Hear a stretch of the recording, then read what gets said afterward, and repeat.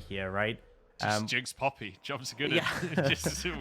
Sounds pretty good, right? Yeah, but I think the Poppy absolutely comes through. Poppy Esports surely had to expect this. We'll see if OMG opt to prioritize the Nautilus early again. I think the Jinx would make sense. Even if you let the Jinx go through, the Aphelios here is fine too, right? Jarvan's still coming into you. Like, that's actually fine for Aphelios as well. He's also okay in the same situation. If you want to go for like the Nautilus or whatever like last time, it's actually fine. You still get one of the scaling AD carries. Wait, or Thresh. Yeah, this is what I was talking about in the first draft, right? Thresh so good in the Jarvan because it makes the character, like, even if they don't have flash, the character's irrelevant. And it's like, OMG have now responded even better to the Jarvan. So, yeah, I don't know. Like, I'm not a fan of like that first pick. Top Esports after the first game, they were like, you know what? We just needed a warm-up. The draft was fine, guys. We just needed a warm-up. Let's just run it back. I don't know if it's going to work out for them, but this time they go for the Viktor once again for Knight here. Please lock in a Jinx. Please lock in something that can, I don't know, do anything in that game. Because it didn't feel like JackeyLove could have an impact. We'll see where they go with this one, but against the Thresh, it's going to be tough. I'm not sure you want to take... Personally, I think you take the Aphelios here, right? That kind of forces OMG to take Jinx and then leave their mid lane pick till later, because otherwise you would ban the Jinx out. Now it's a bit of a unique spot because OMG, they can take whatever AD carry they want and then ban out top esports options. So I don't think the Braum is that high priority. I wasn't really sitting here thinking, oh no, OMG are going to ban Braum in the second rotation. I think it's I know what's happening. It's dawned on me. They're going to allow this Jinx ban to go through. And then maybe you ban Draven, maybe you ban Lucian. It doesn't matter. JackeyLove's just going to pick a super aggressive AD carry with a Braum. Lucian Braum. I don't know if you guys remember back when this combo came out years ago. It was the terror of the bot lane. Lucian bot lane is not meta right now. But maybe the thought process is we've just got to pound him in the early game and just win before the laning phase ends. Would be ambitious is what I'm going to say. I feel like the thing is with Thresh, Aphelios is so strong because the laning phase is actually pretty good, right? Aphelios can trade quite heavily and then Thresh can disengage. And also Braum and Thresh, like, if you ever have your passives starting to stack up, they can just lantern out. I like the Varus ban though. Varus something that just synergizes well with the Braum, but I'm really interested to see what top esports have ready because I'm not the biggest fan of how the draft has panned out so far. Whereas OMG, I think they're so comfortable with how things have gone. I think it's a Draven angle. I think they're going to lock Draven. I can feel it in the pit of my stomach. We'll see. Shanji gets his Gragas banned. It's going to be the Orianna banned away from Creme this time, so it does not get that same comfort. No Corki, no Orianna. And now we need to see where Creme is going to go next in terms of this strength, because, you know, with the Aphelios banned as well. We've seen his Syndra before. We've seen this one time. But aside from that, this year, that's all we've seen. So curious if he will go for the Syndra or if we get to see a different angle from him. We've yet to see as LeBlanc this split, but we'll lock it in. Yeah, I think the LeBlanc obviously provides gank setup threat for Knight, right? But at the same time, I feel like perhaps the Syndra might have been that really strong ability to shut down any threat onto Abel at all. But they end up going for the LeBlanc. Gonna see the Xayah picked up for JackeyLove and then the Renekton coming through, which is surprisingly gone this far through the draft phase when typically it's prioritized so heavily in terms of bans. The OMG need to round things out with the top laner. Shanji could go for something like the Aatrox again. I think the matchup is fine into the Renekton at the moment. Could go in a different direction. Jace even available, but it looks like he might just return to that Aatrox once again. I mean, it looked great in game number one, right? If it ain't broke, don't fix it. Certainly feels like a similar style of game, so the Aatrox makes sense to me. I'm curious about this Xayah. Certainly will be safe against a LeBlanc as well. Xayah, very nice because you can use that ultimate to keep yourself safe from the burst that LeBlanc will bring to the table. But also, good scaling on the Xayah. I don't know if you're... I'm putting you on the spot here, Aux. Xayah builds right now, is it still the kind of airy poke damage build with the Essence Reaver, etc., or is it more of a crit build these days? We normally see the lethality build typically. It's like clips with Manamune, right? That's the more common build we've seen at the moment. I haven't actually seen any. I don't think we've seen any crit Xayah yet this split, but I've seen a few of the lethality builds. I think the main reason it's so important is because range is so important in this current meta, right? When you're against things like Jinx, even it's one of the ways you punish Aphelios. So having the lethality build means you can function at longer range because the QE sort of snap burst is what you can play around, whereas normal crit Xayah, it's very much around your auto range, which is quite short. So I reckon we probably maybe see that here. The thing is, you're against a Poppy, right? The 30's not so hot, but it is the standard build. We'll know instantly when we get in just from the runes. By the way, I feel like as much as they have good answers in the Jarvan here, I think top esports aren't as reliant on front to back in this one, right? It's not Orion on the other team. It's now a LeBlanc. You have a Xayah, a Braum, a Viktor. You probably feel a bit more comfortable going for that front to back, but really, Abel is still going to be able to do a ridiculous amount of damage. But I think top esports, as much as I was critical of their early picks, I think things actually managed to come out pretty okay with them. All right, we'll see if they can make this one work out. Feels like a slightly different variation on the comp, despite the same early lock-in of that Jarvan and the same answer with the Poppy. This time Thresh Aphelios for this bottom lane, and it did feel like the bottom lane was one of the big highlights for the side of OMG, although saying that, felt like every lane was somewhat of a highlight for OMG in that last game. Top esports with their work cut out, but let's be honest, top esports in 3-game series, it's not a unfamiliar combo, is it? So we'll see if they can push us to 3 here and take game number 2. But after the performance we saw in game number 1, I'm not confident in it. I think they got better tools, right? I think they should be able to handle team fights a bit better. And I think there's a bit of onus on OMG in this one, right? Around the mid lane. Because I think you leave LeBlanc in the 1v1 against Knight. I don't think Creme's actually going to have that good of time. You need to be setting up ganks. I want to see Cold moving. I want to see Aki moving. I want to see ganks set up. Because if it's just trading, Knight will be more than comfortable. And we do have the area on JackeyLove. So it is going to be that lethality build again that we've been seeing on the Xayah. An insane amount of burst damage, an insane amount of poke, and obviously extended range because you're playing around your abilities, but a little bit weaker in the sustained damage, right? Won't be able to cut through a Poppy quite so quickly. Aki going to start on his top side once again. Xiaopeng looks like will do the same. He is on the top side of the map currently, but he was spotted invading, so maybe moves down to this bottom side, changes things up, and it will mean that OMG don't have complete information, whereas top esports know that Aki's pathing down. So maybe an opportunity with a Renekton in that top side to find an early play on towards Shanji. Yeah, you got to set up right. One of the powers of the Renekton is just that easy stun. You know, obviously ensure that Xiaopeng's able to hit the combo and should be able to pick him up early. So definitely a potential strategy. And that's the thing, right? The thing that we typically praise Xiaopeng for is his early presence, his early ability to impact lanes. And I think you have decent top lane that you can look to impact. Probably the lane with the best setup for you. We'll have to see. It is going to be that area on the Xayah, by the way, so it will be the lethality build that you were talking about with the Mana Moon, with the Eclipse, and then probably into the armor pen item. The Herald is, yeah. Yeah, sure. All that other nice stuff. Well, Creme starting like he means to go on. Losing the level 1 trade again. Yeah, it's not going so hot for Creme, but it is what it is. If you look at the inventory, right, Knight goes biscuits and Creme doesn't. Like, if Creme had biscuits and Knight didn't, I could understand going for, like, heavy trades. Even if you trade down, you'll win out in the sustain, right? Yeah. But Knight has the biscuit advantage. And oh, God. It's only getting worse. I wouldn't have been surprised if Knight flashed to... I think his Q was still on cooldown, but my goodness. This is brutal to watch. Knight is just bullying him. Yeah, I mean, this is the thing, right? LeBlanc into Viktor in an isolated 1v1 isn't exactly going to be successful. Knight more than comfortable here, and we're seeing a little bit more of the same from that game 1. It has to come down to the team setting up. The real power of LeBlanc is the fact that you can dash forward from a massive distance away, land the chains for the stun or for the root, and then you have your team to follow up so that they can easily pick up a kill on a mobile carry like Viktor. So we'll see if that impact comes in. Creme. Creme's W on cooldown, forces the flash. Nicely done. 25 gold for the clone as well. Thank you very much, says Xiaopeng. A little bit of taxed in the lane, and well, Creme has to go back to base. Does have the TP, but even still, this is not a good start for him. The crazy thing is, Creme is opting into these trades. This is Creme's choice to go for this playstyle.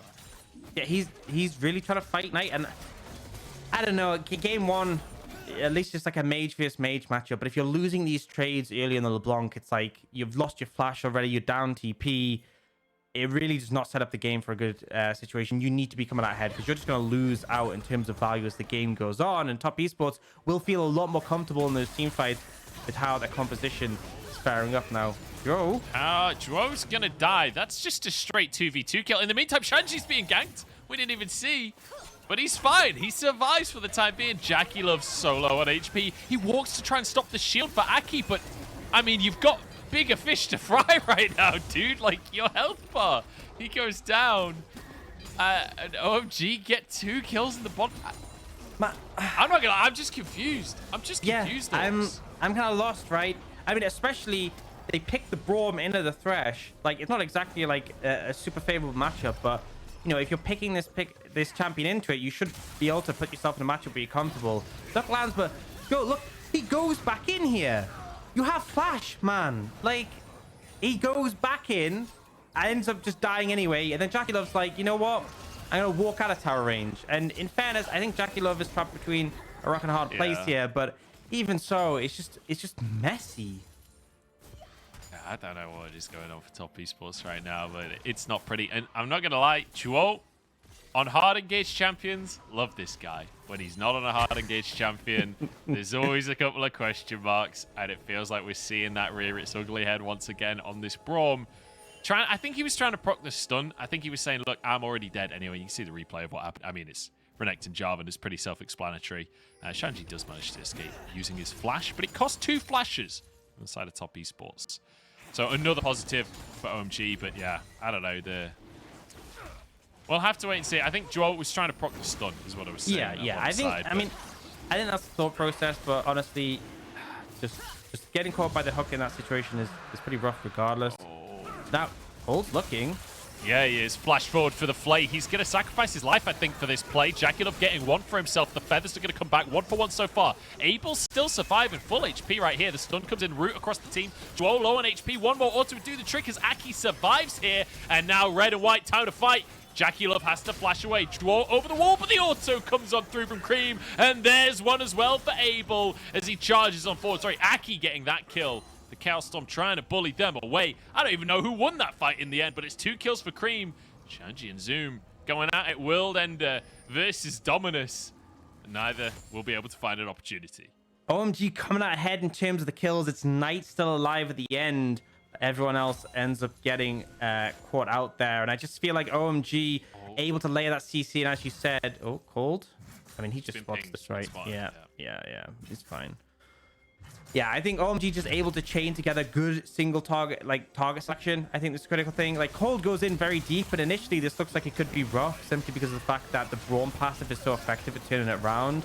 But then OMG do a great job of sort of picking one target at a time, focusing the damage. The Poppy is not something that can easily be focused down. Remember, he gets extra resistances when it's low. But then Aki backs away, Abel steps up, but it just feels like they do a really good job of like going in and out and taking the target priority.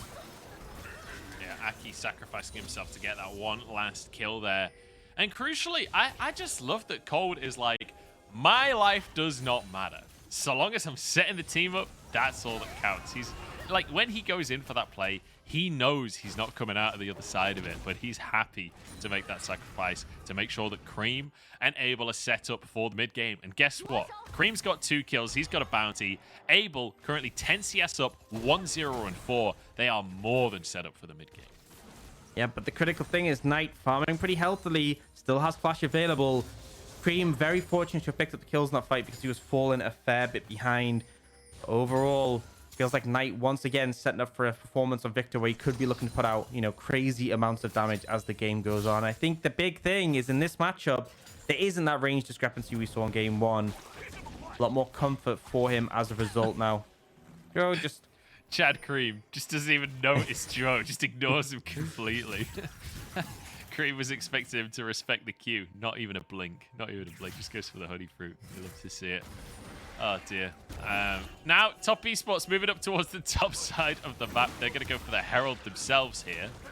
And it looks like OMG want to contest both AD carries down on the bottom side of the map. But with Aki and Cold here, maybe there's a play to be made. Creme off in the sidelines as well. The top laners starting to duke it out as they want to fight for priority into the river. But Zoom is here first.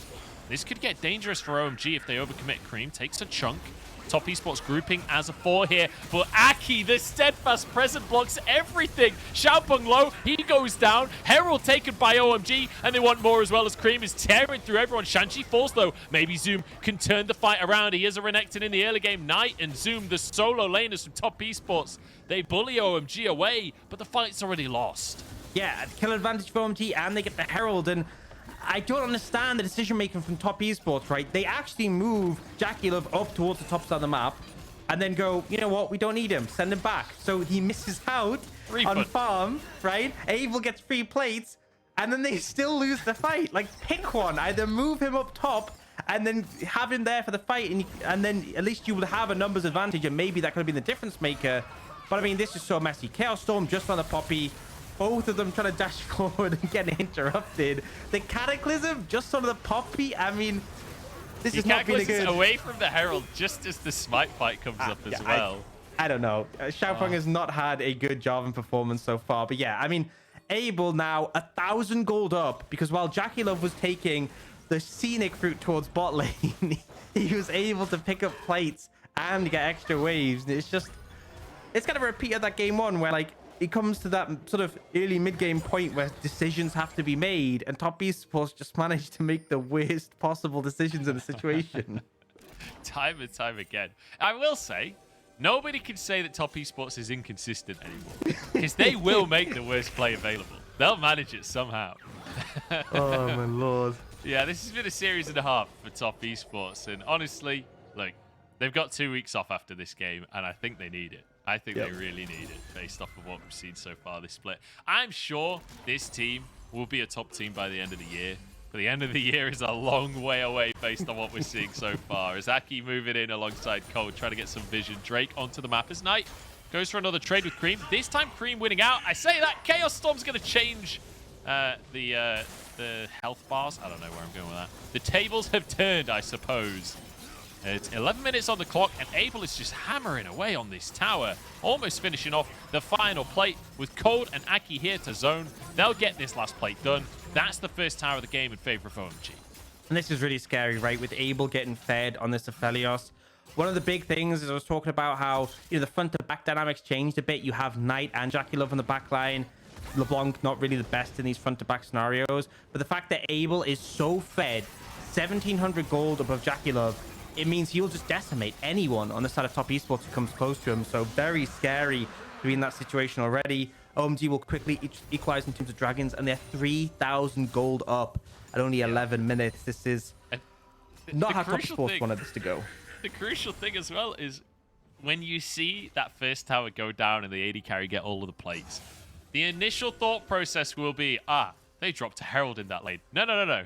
Aki still has the Herald. They can feed a bunch more plates to Abel. He can just go into the mid lane or into the top lane, and they can get more plates into his pocket anyway. He's not even done getting plates yet. Yep, he's going to have so much plates. He's going to be able to set a table right at the end of this one. Wow. There's more and more. With his different weapons being the cutlery, or? yeah, why not? That works. We'll keep you want to call him the crockery master, because this guy's got plates. Here we go. Abel starting a fight onto Zhuo. As, whiffs the Moonlight Vigil. Unfortunate, but you know what? That was never taught to him in culinary class. Xiaopeng goes for the play, but gets a flash out from Cold. Herald is going to run out, and actually it's just going to be dropped in the mid lane instead. Yeah, Creme's going to grab that for himself. A couple more places in that mid lane. Maybe a third. I don't think so with a LeBlanc, though. As Aki just trying to zone the rest of the squad, trying to buy that third plate, but might sacrifice his own life for it. Will flash over the wall, and actually with a dark passage, he gets out to safety. The plate was secured in the mid lane. We've got a banquet coming. Yeah, absolutely. I mean, Creme able to pick up 3 there, 5 in the bot lane. How many would you say you need for a banquet, right? 8's a good number, but it's not quite enough. 10, 12? I mean, well, it depends how many people are coming to the banquets. I'm not one to set out extra plates, you know. We've got to play this on by ear. I don't really know where to go with that question. I'm going to be totally honest. I guess 10, because there's 10 players in the game. But you know what? 12. Right? 12. We'll give ourselves a plate as well. Here we go. Steadfast presence again, blocking Xiaopeng as he desperately tries to exist in this series. That's 9, right? 3 more to go. So still working hard. for now, though. We'll see. They've got OMG 20 seconds. Yeah, I don't think they're going to make it there. Still, 9, decent number. Who's going to be plateless then, right? Out of the 10 players, one person's missing out. I think probably Xiaopeng. I mean, so far this series, there's an argument to be made for JackeyLove. Because he's certainly not been getting fed. Huh? Huh? I'm not going to even... I thought it was funny.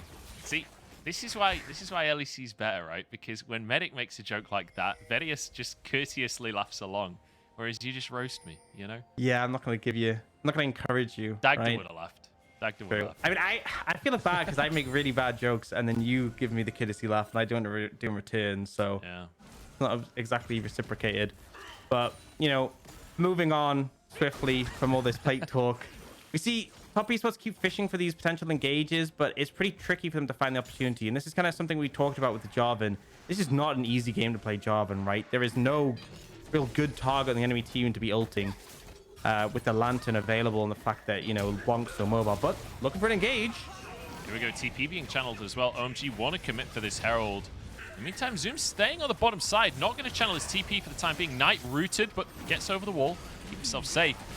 Zoom, that's a very deep teleport. Immediately played back in, hooked up as well. Zoom might just go down here, but he flashes forward, gets a bit of damage onto Abel. That's a lot of damage, to be fair to him. He went full flex state, can't finish things off, and now everyone flies into the backline. Shanji trying to deal damage, gets knockups across the team, and he's so damn tanky that they just can't answer him. The rest of the squad moving in, but Aki goes down. Zhuo with a stopwatch, keeps himself safe. Shanji still on this front line as Creme finishing people off. Finally getting some vengeance onto Knight, but actually the gravity well keeps Knight out, keeps him safe. Xiaopeng 1 HP. Abel can't finish it off. And somehow Top Esports barely escaping. Creme with a distortion surely available. Jumps on forwards, but there's a laser. Will be able to get the Mimic and will be able to pick up another kill. Very extended fight there. Honestly, even though it didn't actually put the fight too heavily in OMG's favor, I love the Hex Gate from Shanji. This is why I love Hex Gates, man. They're the best addition we got in the preseason. Just flies in the backline with the already. Does so much AoE damage. And as much as Top Esports managed to sort of rearrange how the fight was going, and we'll get to watch through and see how things develop. So quite difficult for OMG to sort of re-engage in this situation. And then we see Zoom actually doing an insane amount of damage here, nearly killing Abel, getting him chunked out low, and unfortunately died before the I think he was good for the red ult to try and heal up there. But watch this, Hexgate comes in already, so much AoE damage done, but it's really the gravity field that sort of slows down the approach. The Cataclysm as well, very hard for OMG to push forwards in this choke. And also all of the feathers. Abel could not participate in the fight because JackeyLove had so many feathers in that choke point. He knew if he stepped any further forward, he'd just be one shot. He was already down to a third of his HP, so Abel basically not able to participate in the fight until very, very late on. And it will mean that Top Esports now finally get themselves a neutral objective. They got that first Drake, obviously, but now they'll be able to grab themselves a Herald as well. As wave cleared in the mid lane and OMG won't be able to find more. The question is, can OMG keep pushing their advantage, or are they going to stall out? They're 5,000 gold up currently. Right now, Shanji pushing in that bottom side as Creme actually will be able to steal away the Grom. That was cheeky. That was incredibly cheeky. He's 5-0-2. Creme, I think he's a little upset that he didn't get MVP in game number 1 right here, because he's having a hell of a performance on the LeBlanc. I think it's... Abel. I'm talking too much. You don't get to get it on this one, I'm afraid. Because Abel walks out with his life. And Aki, very deep in enemy territory, but he uses the Night Express to blast himself out to safety. Shanji now behind enemy lines, but it'll be a disengage. Wow, how insane is Thresh into Jarvan, right? The fact that you can just lantern people away so he can't ult. Crazy, man. If only they saw this coming and didn't first pick it. But yeah, I mean, need it in game 1. That's the crazy thing. Yeah, but it just makes it so hard, right? This is what I mean. Xiaopeng just doesn't have good targets. The only target who you're really going to be able to ult is kind of squishy and will be trapped in there is Cold, right? Everyone else will either be able to get out or is just way too tanky to be dropping a Jarvan ult on top of. So not really working at the best. Knight has been farming up pretty well, is in a comfortable spot, but the fact that so many kills have gone over to Creme, who now has a Medjais, by the way, means that he is really starting to pop off on this LeBlanc. Oh no. Top Esports is a 5k gold deficit already at 18 minutes. Like, The early trades haven't worked for Creme, right? But the Medjais has come through now. He's giving Knight the Knight treatment. He's going to pop off on Knight the way that Knight pops off on everyone else. He's 5-0-2. He's got the 10-stack Medjais. And Knight is on Viktor, stuck in it. He's been relegated to the side lane at this point. And, well, I'm expecting Creme in these team fights to do disgusting things to top esports. And honestly, it feels similar to game one, right, Aux? Where, like, the longer this goes on, I'm not sure that it necessarily gets better for top esports. Yeah, I think it's tricky, right? I think the range discrepancy isn't as prevalent, right? And their front to back is okay. But the problem is, like, Aki causes so many problems for Xiaopeng. And, you know, I think it really comes down to Creme's threat on this LeBlanc. The fact he's 5-0-2. If LeBlanc was behind, I think top esports would be really comfortable going in the later stages. But the fact that Creme is so fed, it will get to the point where he just jumps over a wall and just one-hit someone. And even if he doesn't kill them, he chunks them so low that they just can't fight. So it's difficult for the side of top esports. And I really think they need to try and find some potential picks coming out, or just approach team fights in a better way. I think we've seen that if OMG run into them, right, in a choke point, that top esports can find an advantage there with all the feathers being down, the gravity field, the cataclysm. That can make things problematic. But it's very hard to force the team into those sort of setups. Getting over the wall there. Back away. Talk to me how top esports can... I mean, they're wrestling for control very, very early on here. 1:20 until that Drake comes up. Talk to me what top esports need to do. I'm going to hold that thought. Yeah. What can top esports do to try and contest this next Drake? Well, I think having any control that they try to set up is important. But also, when it comes to team fighting, have vision, be aware of Creme's positioning, but kite back, right? You have really strong front to back. Abel doesn't perform as well if he's running forwards. He wants to be kiting. And as a result, if you're forcing them into a choke point, that's where all your tools have so much value. Oh, big damage out from Creme onto Knight here, trying to get damage down before the fight even begins, doing some work. But Knight will be able to survive. Does not have TP right now, Creme. I thought he was going to go for more there, but had already used that distortion, just pops back to the rest of his team. Xiaopeng has to just drop the Herald in that mid lane. Not ideal, but it'll at least get them some mid prio for when that Drake comes up in 25 seconds. But I don't know if that's even going to work. With Abel in the mid lane, I'm not sure that Xiaopeng can really commit to doing anything. It won't even get there. They're trying to push up with it, but like Creme is on the flank. They don't have vision control in their bot side jungle. They're trying to use the Herald and force forward, but it's already dead.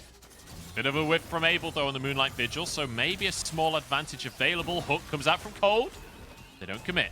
It's just going to be a Caliber Morto from Abel to follow it up. Aki buying space. Creme waiting for anyone to face check him. He has a lot of damage, but Zoom plays it well, stuttering back and forth so the ethereal chains don't connect. But Abel happy to just solo this Drake out. This will be 2 Hextech Drakes as well taken for themselves. So OMG setting themselves up in a fantastic position with Hextech Soul Point. And I think, you know, top esports with the right call, right? You can't move into the dragon area. If you force your way through, you'll get disrupted. That's where Creme can find those beautiful flank angles.